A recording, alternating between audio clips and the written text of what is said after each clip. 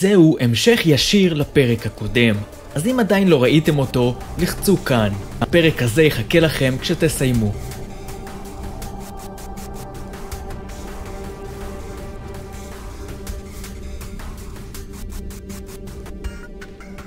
עכשיו בואו נציץ לאמת שמאחורי האגדה. בשביל לאמת סיפור מהעבר צריך למצוא ראיות. הרי בלי הוכחה זה רק סיפור. ופה זה נהיה הרבה יותר מעניין, כי למרבה התדהמה, כמעט כל החלקים בסיפור של פוליביוס אכן קרו במציאות. אבל לפני שאנחנו נכנסים לתיעודים ולמקרים האלה, אנחנו צריכים לשאול את עצמנו, האם משחק שהוא בעצם ניסוי בשליטה מוחית, זה משהו אפשרי בכלל? תבניות מסוימות של פעילות הנוירונים במוח יכולות להעיד באיזה מצב המוח שלנו נמצא. למשל, בתנאים מסוימים נוצרות במוח תנודות שנקראות גלי אלפא, שידועים גם בשם גלי ברגר. הגלים האלה יכולים להעיד שאנחנו רגועים ושלווים. כל אחד ואחת מאיתנו מפיקים גלים כאלה, ואפשר למדוד אותם עם מכשירים מוכרים כמו EEG. אחרי שנוירולוגים הצביעו על הקשר בין גלי האלפא למצב הרוח שלנו, התחילו להגיע גם ניסיונות להשפיע עליהם. ב-1961 פיזיקאי בשם איאן סומרוויל פיתח מכונה בשם מכונת החלומות. המכונה הזאת עשתה שימוש ברצפים של אורות מהבהבים על מנת להשפיע על גלי האלפא במוח ולעזור לנו להירגע. ומכאן מגיע הרעיון שאורות מהבהבים יכולים להשפיע על מצב הרוח שלנו. אם אתם חובבי קונספירציות, מיד תחשבו איך סוכנויות ביון היו שמחות להתנסות בשיטות כאלה בשביל להשפיע ולשלוט בבני אדם. ותהיה לכם סיבה טובה לחשוב ככה. ל-CIA למשל באמת היו תוכניות דומות, כמו MK אולטרה, תוכנית מזעזעת שנמשכה למעלה מ-20 שנה, שבמסגרתה ה-CIA חקר אמצעים שונים להשפיע על המצב המנטלי של אנשים ולשלוט בהם. למעשה זאת אחת הפרשיות הכי מזעזעות של ה-CIA, שכוללת עינויים, ניסויים בסמים, התעללות ועוד פשעים רבים. לפעמים הקורבנות בכלל לא ידעו שהם משתתפים בניסוי, איבדו את שפיותם ורבים מהם מתו. MK אולטרה הוא סיפור אמיתי ונוראי. בהשוואה לזה, משחק של ה-CIA שעושה לאנשים קצת כאב ראש לא נשמע כל כך מופרך או אפילו כל כך נורא. אחרי הכל הם מסוגלים להרבה יותר גרוע. חוץ מזה יש לפחות מקרה אחד מתועד שבו ממשלת ארצות הברית אכן ערכה ניסוי באולם ארקייד. ב-1981 מדינת טקסס שקלה לאסור על ילדים מתחת לגיל 17 לשחק במכונות הפועלות על מטבעות, ואתרי מחשש להפסדים הביע התנגדות. בית המשפט הורה על ניסוי שנועד לבדוק האם משחקי וידאו יכולים לגרום להתמכרות של קטינים. אז כן, ניסויים בשליטה מוחית וניסויים ממשלתיים באולמות משחקים אלו דברים שאכן קרו במציאות. לכן עצם הרעיון שפוליביוס יכול להיות משחק אמיתי הוא בעצם רעיון לא כל כך מופרך. ועכשיו בואו נבדוק את העובדות על האירועים המרתקים שהתרחשו ב-1981. חיפוש משחקי וידאו בארכיוני עיתונות מ-1981 מחזיר תוצאות מעניינות. ב-28 לנובמבר באותה שנה, ילד בן 12 בשם בריאן מאורו התמוטט באולם משחקים קטן באורגון. למקום קראו מליבו גרנד פריקס, והוא נמצא בביברטון שבפאתי פורטלנד. שם בריאן מאורו ניסה לשבור את השיא העולמי במשחק אסטרואידס. הוא התחיל יום קודם לכן ב-27 לנובמבר, והתוכנית הייתה לשחק במשך 48 שעות ברצף. אבל אחרי קצת יותר מיממה שבה שתה רק קולה ומיץ תפוזים, בריאן פשוט התמוטט ולא יכל להמשיך.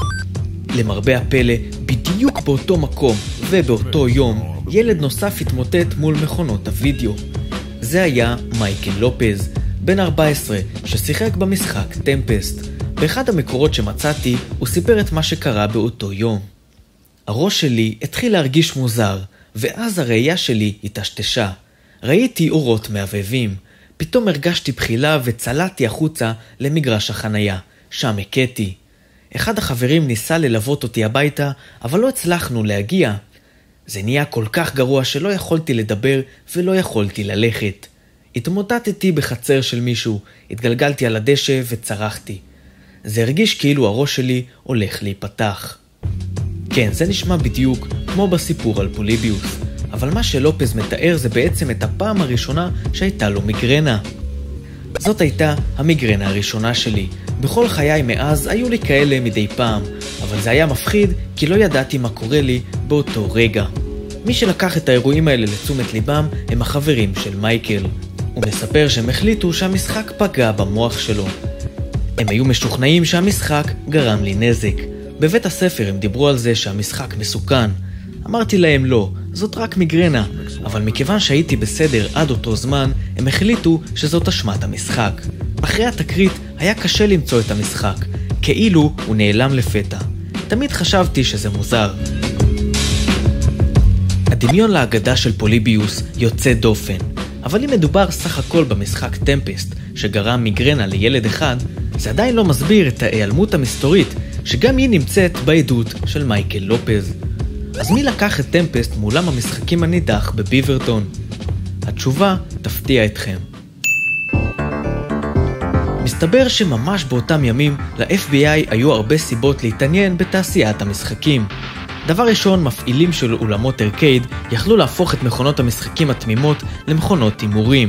הם חיברו למשחקים מונה מיוחד, שספר כמה סיבובים כל גיימר הצליח לסיים, ובמקום לחלק פרסים, הם חילקו כסף. זה נחשב להימורים לא חוקיים. בשביל לבדוק שבעלי אולמות המשחקים לא ניהלו הימורים כאלה, ה-FBI היו מגיעים ובודקים את הגב של מכונות המשחקים, כדי לראות האם בוצעו בהן שינויים. זה מסביר את החלק בסיפור שלפיו נכנסו סוכני ממשלה ובדקו את האלקטרוניקה בגב המכונה. למעשה, ב9 לדצמבר 1981, בערך שבוע וחצי אחרי ההתמוטטות של בריאן מאורו ומייקל לופז, ה-FBI ערך פשיטה על אולם ארקייד שניהל הימורים כאלה באותו אזור. מפעיל אולם המשחקים נעצר והודע באשמה. כפי שאתם מבינים, חלק מאולמות הארקייד היו מקומות קצת מפוקפקים. במקרים אחרים, שוטרים רשמו לעצמם את שמות השחקנים שהופיעו במכונות, על מנת שיוכלו להעיד על אירועים שקרו באותו מקום. זאת עוד חתיכה מהסיפור של פוליביוס שלמעשה התרחשה במציאות. אבל ה-FBI הלך צעד רחוק יותר. מסתבר שמכונות הארקייד יכולות לעזור מאוד בפעילות ריגול, כי בתוך המבנה הגדול שלהן קל להטמין מצלמות וידאו ומיקרופונים, ולתפוס אנשים מדברים על פשעים שהם ביצעו. זה בדיוק מה שה-FBI עשו כשהם תכננו מבצע עוקץ מורכב בסיאטל, וושינגטון. במבצע הזה, סוכנים סמויים של ה-FBI הקימו אולם משחקים שלם, שהיה פעיל לחלוטין. קראו לו Games People Play, והוא היה פעיל כ7 חודשים. ה-FBI רצה לתפוס פושעים שעסקו במכירת סחורה גנובה, והרעיון היה לבנות מקום שבו הם ירצו לבלות אחרי שהם סוגרים עסקאות.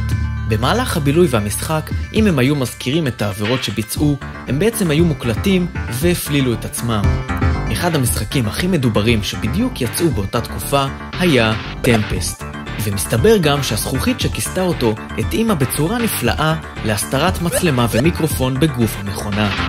לכן ה-FBI מאוד רצו למצוא מכונות של טמפסט ולהכניס אותו לעוקץ. אבל בגלל הביקוש הרב, זה היה משחק שמאוד קשה להשיג. לכן ה-FBI נאלץ להרחיב את החיפושים לאזור פורטלנד, שנמצאת במרחק 3 שעות נסיעה בלבד מסיאטל, ולאסוף משם מכונות של המשחק. בעקבות הביקוש הרב למשחק, גם בפורטלנד היו מכונות ספורות של טמפסט.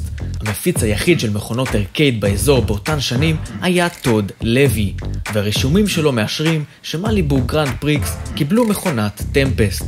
כנראה שאחת המכונות שה-FBI לקח לטובת מבצע העוקץ היא המכונה שהייתה במליבו גרנד פריקס. אותו המקום שבו התמוטטו 2 ילדים ביום אחד, ושמייקל לופז העיד עליו שהמשחק נעלם ממנו באופן מסתורי. דרך אגב, המבצע של ה-FBI הצליח, והם הצליחו לתפוס לא פחות מ-25 גנבים שפעלו באזור. באותן שנים היו כבר מגזינים שעסקו במשחקי וידאו. פוליביוס לא הוזכר באף אחד מהם. אבל אם תסתכלו על כל האירועים שדיברנו עליהם, שאכן התרחשו במציאות, אפשר להבין איך סיפור על משחק מעוות שגורם נזק לשחקנים התחיל להתפשט באזור פורטלנד. הקפיצה מכל התקריות האלה לסיפור קונספירציה על משחק ארקייד היא קפיצה יחסית קלה. האגדה של פוליביוס כמעט כותבת את עצמה. לדעתי, פוליביוס הוא בעצם טמפסט. מייקל לופז, שסבל את המיגרנה שלו, סיפר שהכל התחיל ממשחק בטמפסט, שחבריו התחילו להמציא עליו סיפורים, זמן קצר לפני שנעלם מהאזור. הקשר לטמפסט נשמר גם באגדה האורבנית, שכנראה התחילה מהסיפור של מייקל לופז. טמפסט היה מועדף גם על ה-FBI, שאסף מכונות של המשחק לטובת מבצע עוקץ, וייתכן שביניהם הייתה גם זאת ממליבו גרנד פריקס. אז אפשר להגיד שהתעלומה נפטרה, או לפחות זה ההסבר הכי הגיוני לכל הסיפור. אבל אולי שמתם לב שיש דבר אחד שעדיין לא ברור. מאיפה בא השם פוליביוס? כנראה שהשם הזה הגיע ממשחק אחר בשם פוליפליי, אבל זה לא היה בארצות הברית, אלא במזרח גרמניה, שהייתה בשליטה סובייטית באותן שנים. כנראה שזאת מכונת הארקייד היחידה שהותרה לייצור בגרמניה המזרחית, והיא הייתה רבויה בבעיות, והצריכה הרבה תיקונים. מסיבה זו כנראה רוב המכשירים הוחזרו והושמדו תוך זמן קצר, ורק יחידות בודדות שרדו עד היום. יכול להיות שאותו משתמש שהעלה את הסיפור ל-coinop.org קיבל השראה מהשם פוליפליי. יש כאלה שגם אומרים שהגופן של שתי המכונות דומה, אבל זו רק השערה. כנראה שבכל הקשור לפוליביוס יש דברים שלא באמת נוכל לדעת אף פעם. ובונוס למי שנשאר עד הסוף. אם אתם אמיצים, אתם יכולים להוריד ולשחק בגרסה כביכול משוחזרת של פוליביוס. יכול להיות שיהיה קצת קשה להפעיל אותה, אבל אם תתעקשו תוכלו לעשות את זה. למען האמת, הרבה אנשים מדווחים שהמשחק הזה עושה כאבי ראש, אז קחו את זה בחשבון ונסו על אחריותכם. כמובן שאם אתם רגישים לאורות מעבבים ודברים כאלה, תתרחקו מזה. אז זה הכל להפעם חברים, מקווה מאוד שנהניתם. אני הייתי רפאל, תודה על הצפייה ושיהיה לנו אחלה יום.